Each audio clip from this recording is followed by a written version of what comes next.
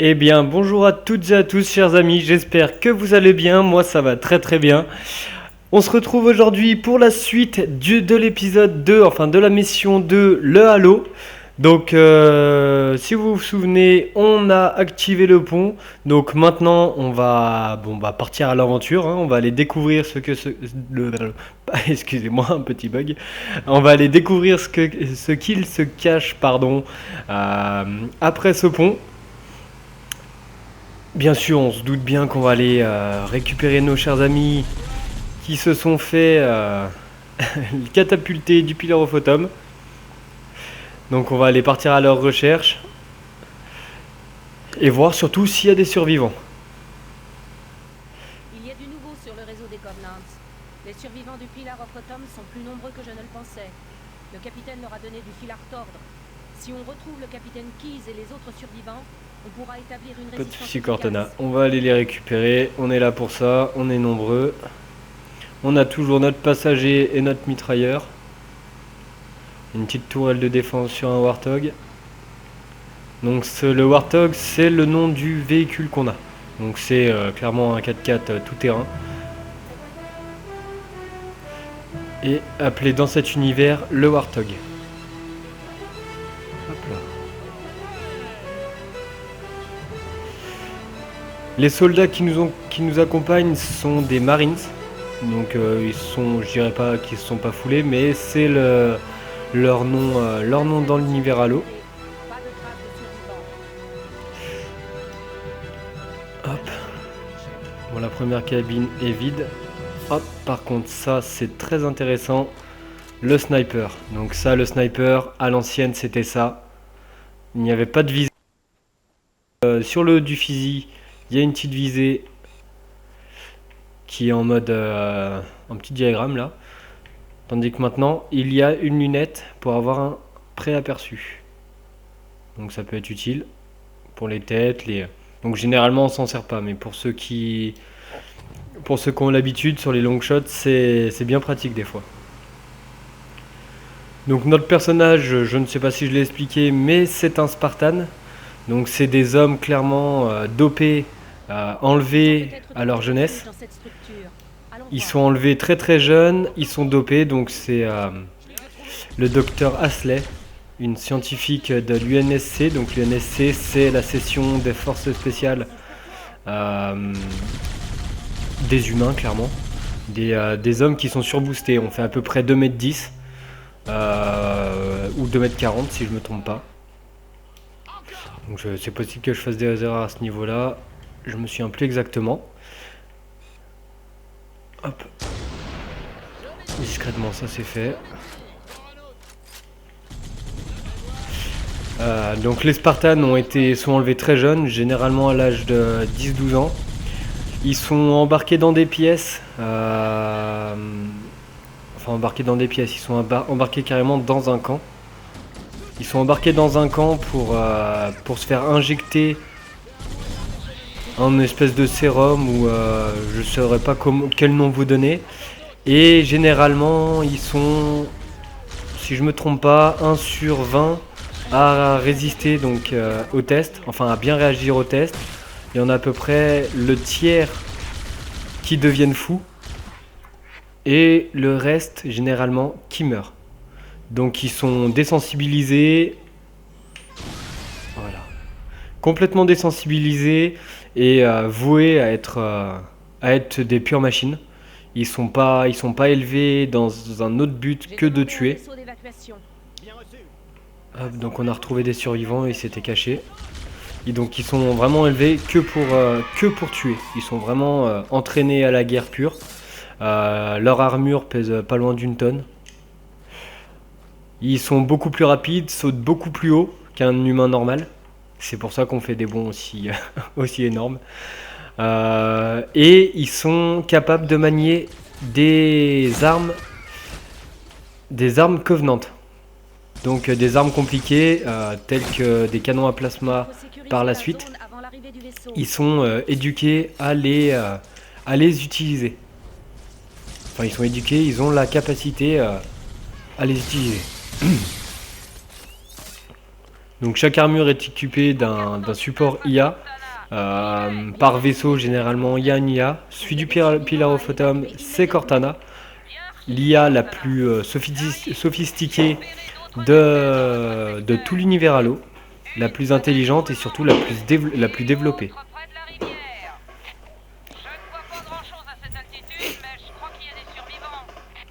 Bien reçu, on y va.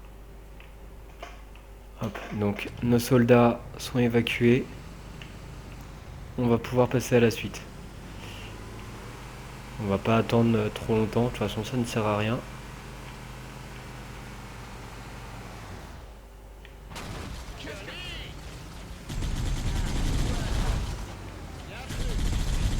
Des Spartans est équipé une ATH. Donc affichage tête haute, tel que leur santé, un radar qui est contrôlé, donc qui est d'abord activé. Voilà, parfait. Une triplette. Ce serait bien qu'on tue le quatrième. J'aimerais bien voir s'il y a le succès. J'ai eu précédemment le succès de 3 sur 4.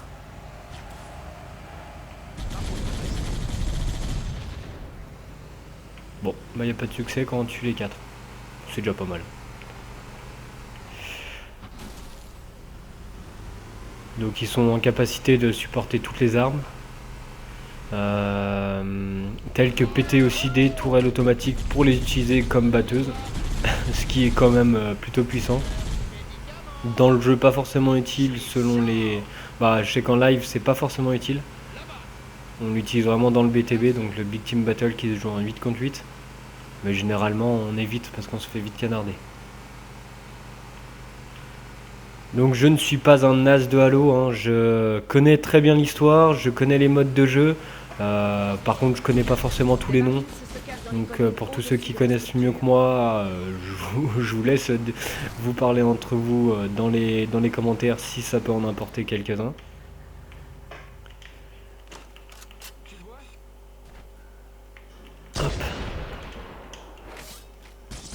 On va essayer quand même d'économiser quelques grenades parce que eux...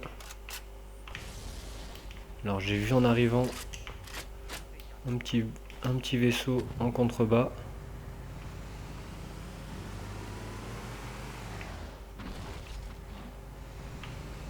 Alors bien sûr on pouvait pas faire pire comme arrivé. Donc l'univers Halo c'est vraiment une une énorme histoire. On pourrait en parler durant des heures, même tous les épisodes d'Halo ne seraient pas suffisants. Bon bah ils sont tous décédés, rien d'intéressant. On pourrait avoir une centaine d'épisodes rien que pour parler de l'univers Halo. Certains connaissent tous les livres, vu que c'est vraiment une très grande saga. J'en connais pour ma part le tout premier, donc je me souviens plus de son nom. Je l'avais lu quand j'étais plus jeune. Enfin plus jeune, je suis pas non plus un vieux. Mais je connais principalement les 3 livres, et je les ai d'ailleurs toujours chez moi, les 3 livres avant la sortie de Halo 4. Donc la trilogie des Forerunner.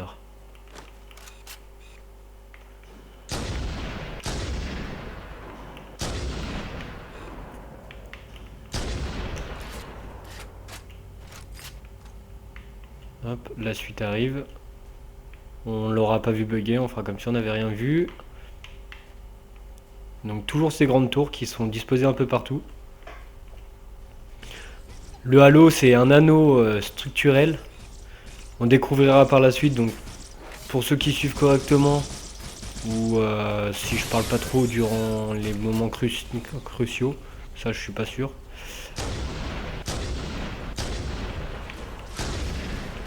Hop. Le Halo est en fait une arme géante, mais je vais pas trop en dire, je vais d'abord laisser passer, je dirais, cette première série. On verra dans un deuxième temps, mais il me semble qu'ils en parlent dans cette série. Et si vraiment il n'y a pas assez de détails, j'en ferai un petit résumé sur Halo 2.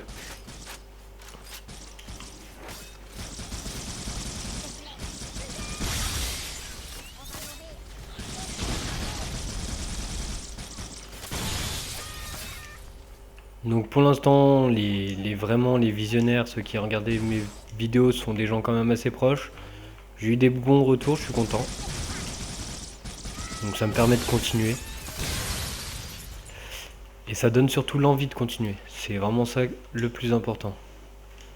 Après, je le fais avec plaisir, surtout pour ceux qui veulent découvrir l'histoire avant la sortie du jeu. Je vais appeler un vaisseau pour les récupérer. J'aimerais bien voir le sniper avec moi, ça serait cool ça.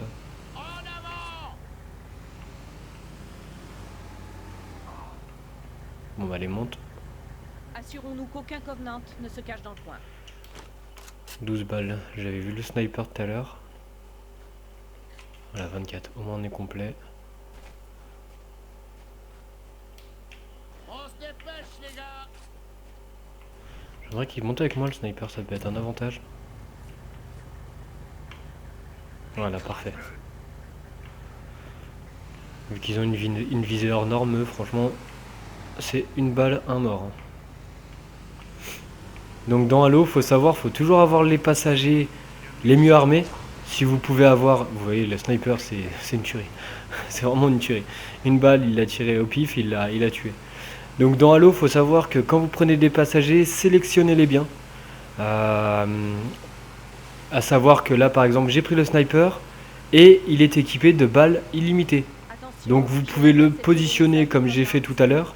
Enfin, tout à l'heure, excusez-moi, c'était l'épisode précédent où j'ai stationné la tourelle stratégiquement juste avant le pont. Donc oui, on n'est que dans des missions, c'est sûr, mais ça fait sa différence, par exemple, quand on est en légendaire, où leurs balles sont toujours des one-shots, tandis que les nôtres ne sont pas forcément des one-shots. Mais eux ont une résistance aussi élevée que votre niveau de difficulté. Donc plus difficile à tuer, plus résistant, et tout aussi efficace surtout. Est-ce qu'on passe? On passe. Donc par exemple là je vais le poser. Essayer de le poser dans le creux en biais. Ouais, parfait. Comme ça, si on veut se faire canarder, vu qu'on a vu que sur cet épisode on est pas mal attaqué par les airs.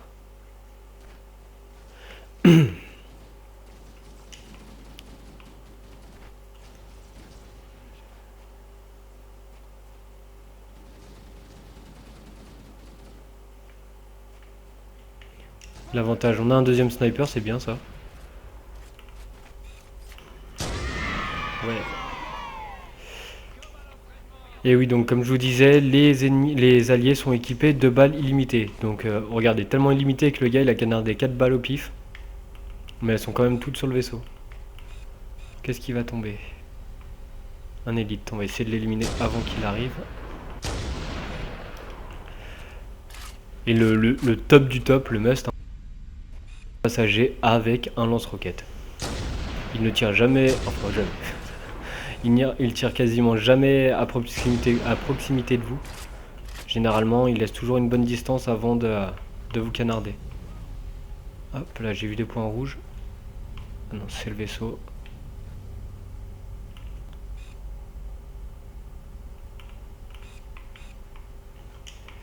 Du monde par ici.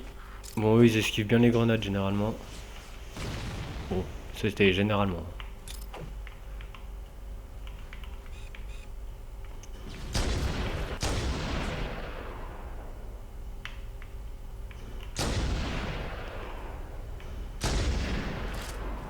Donc beaucoup diront le sniper c'est trop facile, mais c'est quand même un des seuls snipers où la visée ne dérape pas. C'est pas comme du Call of où je vais arriver, je vais tirer, je vais décaler, on tue le mec. Non, non, là c'est tu rates ta balle, tu rates ta balle. Donc c'est sûr les no-scopes sont beaucoup plus faciles.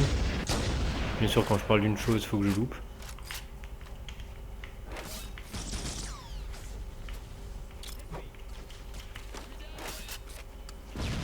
Voilà, ça c'est fait.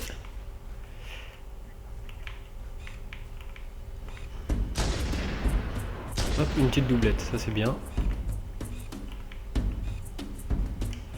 Plus de grenades, on peut pas canarder à la grenade, c'est pas grave. On va les voir arriver de toute façon. Donc vous voyez les élites classiques, il leur faut une balle. Donc pour moi les classiques c'est les bleus. Après vous avez les rouges. Donc les catégories, les grades, je les connais pas en fonction fonction des couleurs. Mais chaque couleur a un grade. Et pareil pour l'hérétique, qu'on découvrira par la suite, qui a une tenue bien spécifique. Donc l'hérétique, c'est les traîtres chez les Covenants. C'est ceux qui ont voulu se rebeller, qui sont punis et envoyés au casse-pipe un peu.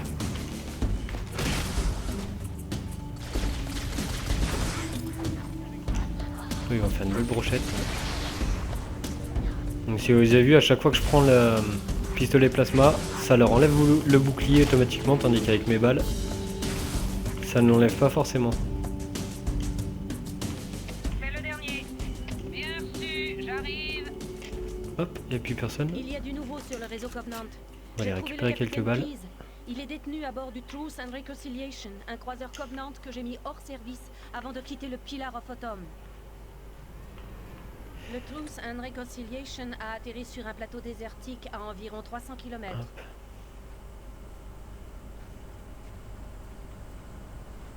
Voilà notre vaisseau. Hop, on va Montons monter à bord tranquillement. et allons-nous-en d'ici. Bienvenue à bord, adjudant. Paré au décollage.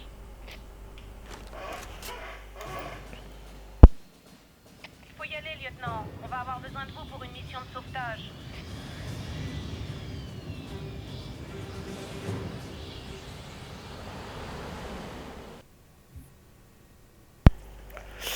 Et voilà les loulous, c'est la fin de cet épisode 2. J'espère qu'il vous aura plu. Et le Halo, j'espère que ça vous aura plu, que cet épisode vous plaît, que cette série continue grâce à vous. Si vous avez aimé, n'hésitez pas à mettre un petit pouce vert, à vous abonner, ça fait toujours plaisir. Et en tout cas, je vous fais des gros bisous. La suite avec l'épisode le Truth and Reconciliation. Et donc je vous dis à très vite et je vous aime fort les loulous. Gros bisous.